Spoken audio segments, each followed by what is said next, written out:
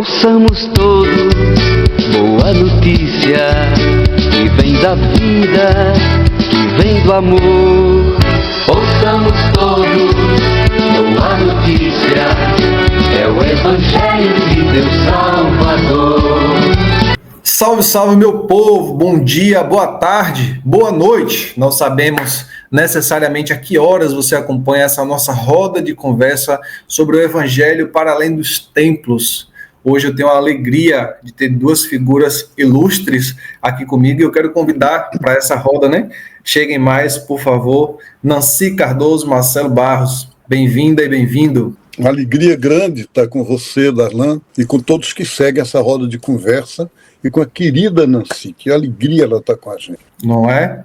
Agora nossas rodas de conversa ficarão mais ricas. Seja muito bem-vinda, querida. Oi, Darlan. Oi, Marcelo. Estamos aqui mais uma vez para compartilhar o Evangelho fora dos templos. Para mim também é uma alegria. Com certeza. Neste domingo, neste final de semana, a gente celebra a festa do batismo de Jesus no Rio Jordão, em que as igrejas cristãs, elas sempre compreenderam como sendo o início da missão de Jesus, E todos os 4 evangelhos, de uma forma ou de outra, contam sobre isso. Neste ano, o ano C, a gente reza na versão de Lucas, capítulo 3, nos versos de 15 e 16 e de 21 a 22. E aí vocês dois agora têm essa missão de falar para a gente, o que é que esse evangelho de Lucas nos traz de característico ou até mesmo de diferente das outras passagens. O que é que vocês me dizem, Marcelo, Nancy?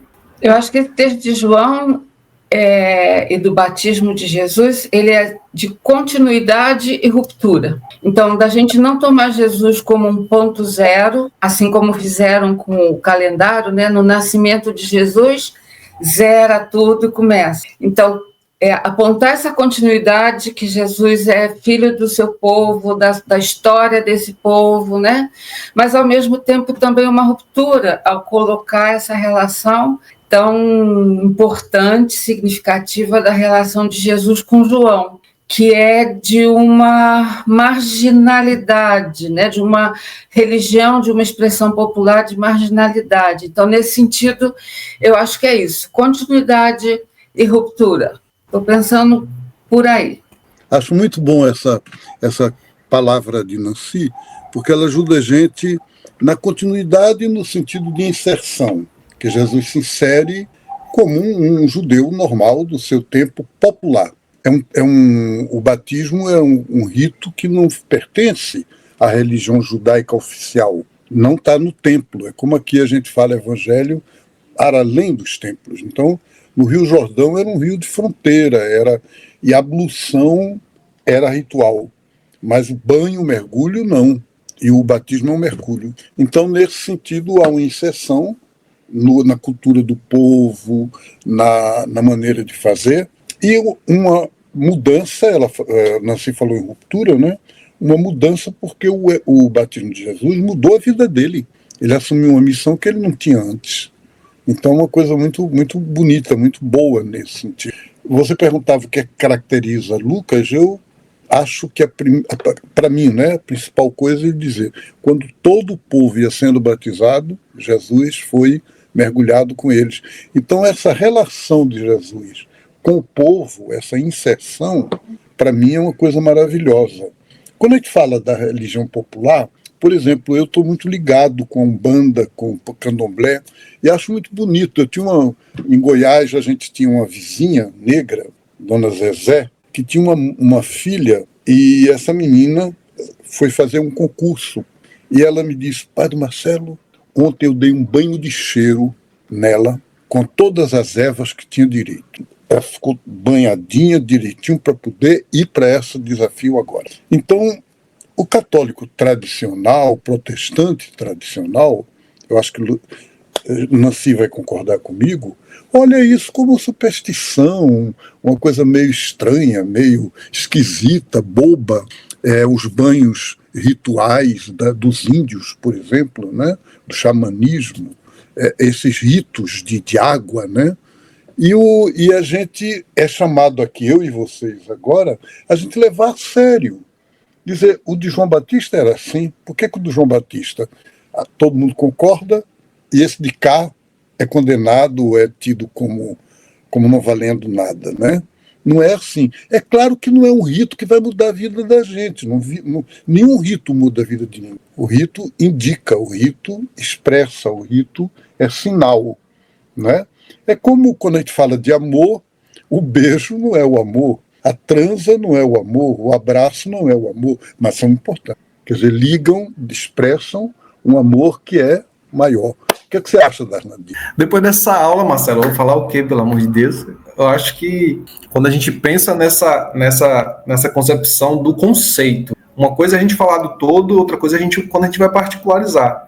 E aí, para mim, dentro de tudo que a gente já conversou, né, nas reflexões do Evangelho, que aí desde 2020, né, a gente vem nessa maratona, nesses 4 anos, dentro de tudo que você falou, eu acho que é o que está dentro do conjunto.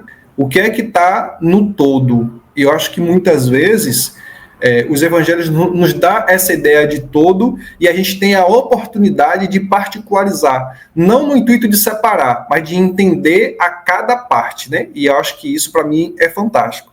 Que é o contrário do que acontece em muitos espaços hoje. As pessoas estão departamentalizando tudo e cada um quer lutar isoladamente. E a ideia não é essa, é fazer o conjunto. Mas aí eu devolvo a palavra para vocês, uma concepção interessante, Nancy, é que a gente vem trabalhando numa perspectiva de desmiuçar, de desconstruir muita coisa que foi falado, foi ensinado para a gente, né, pelas igrejas, pelas lideranças. E uma das coisas que a gente sempre bate aqui é a questão de pecado, do que o tradicionalismo pega com mais força, né, age com mais força. E aí nesse evangelho, né, a gente tem a concepção de que comumente se diz que o batismo de João era para o perdão dos pecados. Marcelo e Nancy, o que a gente pode imaginar, o que teria de profecia nesse processo, nessa ação realizada de João, por Jesus? Para nós, hoje em dia, o pecado é uma coisa moral. Tem a minha irmã, entrou no elevador aqui do prédio, e perguntou a uma senhora, como é que vai ser o irmão João? Ela disse, não vai bem não. Ele declarou para a família que é homossexual, e eu disse para ele está no inferno, vai para o inferno. Mas ele não aceita isso. Então reze por ele, ore por ele. E minha irmã disse a ela, saindo, mas que Deus é esse? Que coloca um rapaz de 18, 19, 20 anos no inferno por cada opção sexual, da orientação sexual dele. Para nós, aqui na cultura da gente, pecado é uma coisa feia, é uma coisa moral errada. O que a gente acha errado, o que as pessoas dizem que é errado. No tempo do João Batista, no tempo de Jesus, no tempo dos evangelhos, pecado naquela sociedade era uma categoria social. Então, era não poder frequentar o templo. E não se podia frequentar o templo, não é como hoje em dia na Igreja Católica, que não pode comungar na missa porque você é divorciado, ou porque você transou ontem à noite, ou porque você, sei lá. Não, você não podia frequentar porque você é açougueiro, e o açougueiro mexe com sangue. Você está menstruada, e nesse tempo você está impura. Você teve contato com romano, com pagão, porque você é condutor de charrete, de cavalo, e o cara alugou, mandou você ir para tal lugar com ele, pagando, e você é pobre, e aí no contato que você teve com ele, ficou impuro. Você tem em casa uma pessoa que tem uma ferida pesada, e ela não pode ir nas costas, você tem que limpar, então você está pecador, tocou na ferida, no sangue, na carne, tornou-se impuro. Então, geralmente, a gente poderia dizer que batismo para o perdão dos pecados é batismo para a libertação das exclusões sociais que a religião cria. Me digam mesmo, vocês, sinceramente, religião não cria exclusão? Vocês conhecem alguma religião que não cria exclusão nenhuma? São várias, né? Quer dizer, exclusão que a gente diz é discriminação, Limitações. Às vezes você entra numa igreja, você olha para a cara das pessoas e diz como eles estão felizes em ser puros, em ser melhor do que os outros, em ser bonzinhos, né? Não diz isso na cara, mas olha, o jeito é assim. E Jesus rompeu com isso. Quando Lucy diz há uma ruptura, a ruptura de Jesus foi com isso, não é, Lance? Foi com isso. Ele rompeu com essa sociedade, com essa ordem, com esse tipo de valor.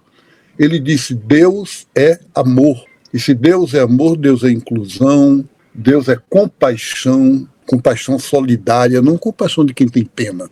Ninguém precisa de pena, de piedade, mas de solidariedade, de comunhão, de se colocar no lugar do outro. Eu estou pensando aqui no que você falou. Eu acho que o João, ele primeiro ele desloca, né? Ele leva para fora, para um lugar fora, ele leva para o Jordão. Então já não é mais o templo que é lugar de balizar, que é o lugar de resolver o que é pecado ou não, né? E quando João gritava arrependei-vos, né? Ele era muito duro.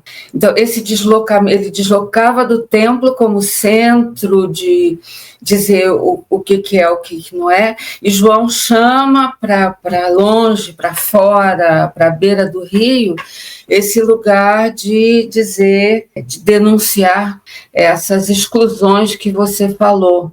Mas eu acho que nas religiões populares nem sempre isso é dito assim de maneira sociológica, né? Aquilo que você falou do rito. O rito tem esse poder de mostrar a água faz isso com a gente, a água limpa, a água dissolve, a água desmancha, a água renova, né? Então eu acho que a água aí é muito importante nesse sentido, né? De descer nas águas, né? E de começar de novo, né? Por isso que os nossos irmãos das religiões de matriz africana sempre estão perto de uma cachoeira, sempre estão perto de um lago, para trabalhar com esse elemento. Então, acho que a água aí, na relação com o pecado, né? Ela nega os mecanismos do templo e do sacerdócio de dizer alguma coisa sobre isso, né? E vem para a natureza, e vem para a margem, né? Como essa experiência de dissolver, de nascer de novo. Então, eu acho que sim. E quem tinha medo de João eram os poderosos. O povo que se juntava ali, descia nas águas e começava de novo. Mas os que tinham medo de João são aqueles que mantêm o sistema religioso de exclusão. Muito bem, meu povo. Acho que essa conversa está bem rica, né? Como podem perceber, hoje um desafio, podemos dizer, dobrado, e que alegria estarmos juntos. Gente, aí o que eu queria convidar vocês a refletirem agora era assim, porque sempre se fala, né, no Rio Jordão, pai e tal, será que tinha algum motivo específico para ser no Jordão? Será que aquele era o único rio que tinha ali naquela terra onde Jesus passava, ou teria algum significado especial? O Darlan, na terra de Jesus, tem pequenos rios, né, além do Jordão. O Jordão é o rio maior. E tem também lagos. Tem o chamado Mar Morto, mas tem o Lago de Genezaré, que alguns evangelhos chamam de Mar da Galileia. Mas o Rio Jordão é o rio da fronteira. É o rio que, conforme o livro de Josué, na Bíblia, no Primeiro Testamento, o povo tinha que atravessar para poder tomar a terra prometida. Então o Rio Jordão tem um aspecto de entrada na terra, de tomar posse da terra prometida, da terra no sentido mais amplo, não apenas de Canaã, mas da terra prometida. Canaã é a terra prometida, mas não é toda a terra prometida. E nesse sentido, o Rio Jordão, ele tem um simbolismo muito grande de retomar a esperança messiânica, o desejo de liberdade, a utopia, né, da gente poder ser livres, ser da terra e a terra ser da gente. Nancy falou muito bem do batismo, né, na questão das águas. Agora, por exemplo, esse ano estão lançando uma campanha de 100 mil jovens pela água, né, o direito da água, a água como bem universal e como mãe da vida. A gente diz a mãe terra, a gente podia dizer a mãe água. A água é a mãe da vida. E nesse sentido, o Rio Jordão, ele indica isso, ele sinaliza isso, né? É uma coisa muito bonita, muito importante. É um rio de travessia, não de estar nele e ficar nele, mas de atravessar, quer dizer, de passar para uma vida nova. E acho que o batismo, o mergulho de João sinalizava isso. O povo tinha que passar por aquele, para poder chegar do outro lado. E Jesus fez essa experiência. E ao fazer essa experiência libertadora, política, indicadora de uma política nova, ele faz uma experiência mística. O Evangelho diz que ele recebe o Espírito de Deus que desce suavemente como uma pomba. Eu acho assim engraçado quando eu vejo por aí nas casas a figurinha da pomba, né? É um símbolo, não é que ninguém vai imaginar que desceu uma pombazinha voando, mas que o Espírito baixou como a pomba que voa suavemente e repousou, ficou em Jesus. E o Pai, que é o próprio amor divino, diz: tu és o meu filho predileto. Então, quando a gente liga profecia e mística e profecia, a gente está retomando o caminho de Jesus. Quando a gente separa e diz a política é uma coisa, a religião é outra, a espiritualidade é eu e Deus, Deus e eu, a gente separa e divide e não faz o caminho de Jesus. Você não acha, Nancy? Eu gostei muito disso aí, de mística e profecia. Acho que sim. Sabe, Marcelo e Darlan, na Palestina a maioria dos rios não são perenes, né? Então os pequenos riozinhos, eles não sobrevivem o ano todo. O Rio Jordão é o rio mais perene, né?